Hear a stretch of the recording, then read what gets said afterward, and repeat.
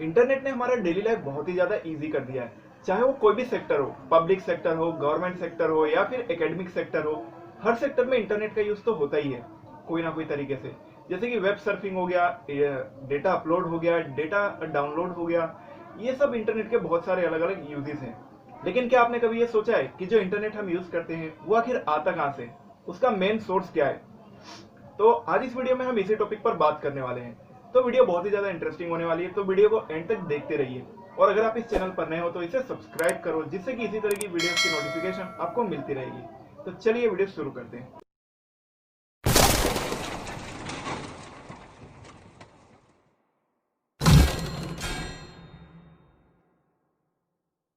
बहुत से लोगों का ये मानना है कि जो इंटरनेट है वो हमें सैटेलाइट के थ्रू मिलता है। लेकिन देखिए, सैटेलाइट जो है वो एक स्पेक्ट्रम ट्रांसमिट करता है, जो कि लाइट बीम के फॉर्म में होता है, जिसकी वजह से हम टीवी शोज स्ट्रीम कर पाते हैं, रेडियो सुन पाते हैं, और बहुत सारे जो वेब टेलीकास्ट होते हैं जैसे कि वेदर टेलीकास्ट, ये सब सैटेलाइट की वजह से होता है। लेकिन उसका इंटरनेट से कुछ खास लेना देना नहीं है, क्योंकि इंटरनेट जो है वो एक अलग टाइप से इंटरनेट अलग टाइप से बनता है। इंटरनेट जो है वो आपको समुद्र की गहराई से मिलता है। अब ये आप पूछेंगे कि समुद्र की गहराई से इंटरनेट कैसे मिलता है? तो देखिए, समुद्र के अंदर बहुत सारे ऑप्टिकल फाइबर्स के केबल्स बिछाए जाते हैं, जो कि इंटरनेट के डेटा को एक जगह से दूसरी जगह तक ट्रांसपोर्ट करते हैं। इसकी प्रोसेस कैसे होती है वो भी हम आगे जानेंगे। लेकिन पहले ये जान लेते हैं कि आखिर ये ऑप्टिकल फाइबर होता क्या है। देखिए, ऑप्टिकल फाइबर जो होता है वो ग्लास और प्लास्टिक के मिक्सचर को मिलाकर एक वायर बनाया जाता है, जिसकी डायमीटर हमारे एकदम हेयर के जितनी होती है। इतना पतला वो वायर बनाया जाता है, लेकिन उसकी जो एक्यूरेसी होती है वो बहुत ज़्यादा होती है, उसमें डेटा लॉस बहुत कम होता है। उसकी जगह अगर हम मेटेलिक वायर यूज़ करते हैं तो मेटेलिक वायर में जो डेटा होता है, या हम सिग्नल कह सकते हैं, सिग्नल जो उसमें होता है वो सिग्नल बहुत ज़्यादा लॉस होता है, उसकी एक्यूरेसी भी बहुत कम होती है। एक एग्जांपल से समझते हैं, अगर आप घर में इलेक्ट्रिसिटी के लिए जो इलेक्ट्रिकल वायर्स हम यूज़ करते हैं, मेटेलिक वायर, तो वो हमें जो आउटपुट देती है, जो इलेक्ट्रिक एनर्जी के फॉर्म में देती है, वो बहुत कम होता है। वो सिर्फ 10% ही हम यूज़ कर पाते हैं, बाकी 90% हीट एनर्जी और भी बहुत सारी चीज़ में लॉस हो जाता है।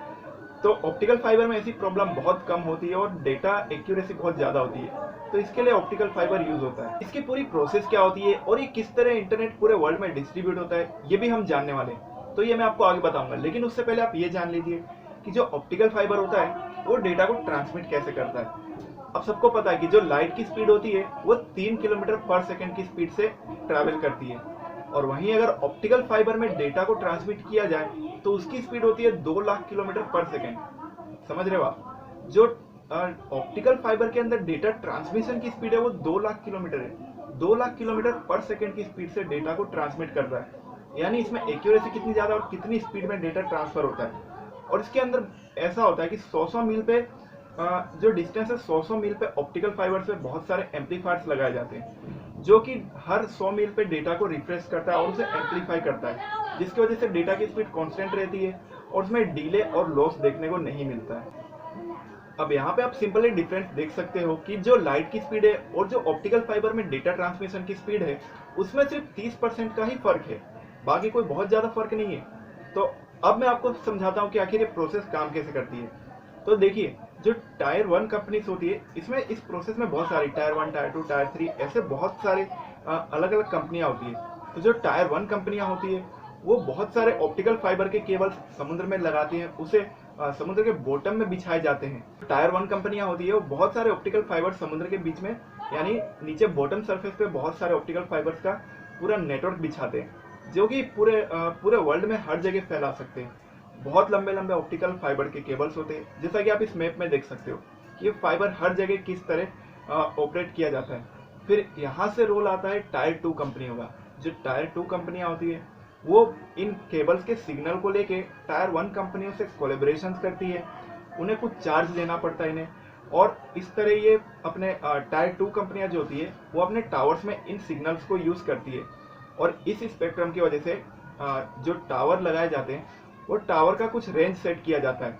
जैसे कि समझ लीजिए कि 40 एमबीपीएस की स्पीड जो टावर देता है, तो वहाँ अगर 10 लोग रहते हैं तो सबको 4-4 एमबीपीएस की स्पीड में से डिस्ट्रीब्यूट कर दिया जाएगा। इस तरह ये प्रोसेस काम करता है। अब बहुत से लोग ये सोच रहे होंगे कि ये जो इंटरनेट जो ये जो इंटरनेट हमें मिलता है वो उसका कोई चार्ज लगता है कि वो फ्री होता है? तो देखिए, इंटरनेट जो बनता है, इंटरनेट जो है वो बिल्कुल फ्री ऑफ कॉस्ट है, उसके कोई पैसे नहीं लगते।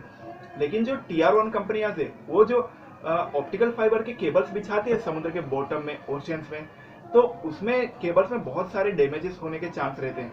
कभी कोई समुद्री जीव है उसने उसे डैमेज पहुंचा दिया, या फिर बहुत सारे मैकेनिकल इंजरीज हो जाती है, तो उसका जो मेंटेनेंस कॉस्ट होता है वो बहुत कॉस्टली होता है, तो उसका चार्ज आपसे लिया जाता है। और ये मेंटेनेंस का ही चार्ज होता है, बाकी इंटरनेट का कोई चार्ज नहीं होता, वो फ्री ऑफ कॉस्ट होता है। तो आज के लिए इस वीडियो में इतना ही। अगर आपको वीडियो में कुछ भी अच्छा लगा तो इसे लाइक कीजिए और कमेंट करके बताइए। कोई भी क्वेरी हो तो उसे कमेंट में ज़रूर पूछिए। और अगर आप मेरे साथ डायरेक्टली कांटेक्ट में रहना चाहते हैं तो मुझे इंस्टाग्राम पे और फेसबुक पर ज़रूर फॉलो करें, लिंक मैंने डिस्क्रिप्शन में दे दिया है। और हाँ, don't forget to subscribe this channel.